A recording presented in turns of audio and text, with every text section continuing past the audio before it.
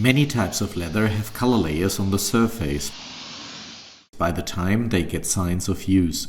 In the area of wear, the color rubs off and can be re-dyed with appropriate leather colors.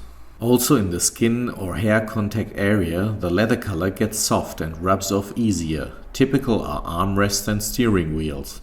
Rarely, but happening, that the leather color can come off with a damp cloth. Then the fixation of the aniline dye is not sufficient, or the top coat, a transparent protective coating on the pigment color, has not been applied in an adequate amount or is not abrasion resistant enough. Sometimes the color film peels off, but this is not a normal aging damage.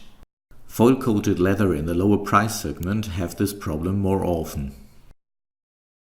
Also, improper color repairs can cause color separations.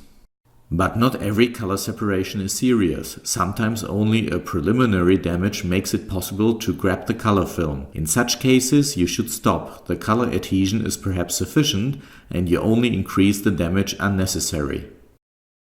To check the color adhesion, you should make a tape test. Stick masking tape well on the leather color and tear it down fast. When the color layer sticks to the masking tape, the adhesion is not sufficient.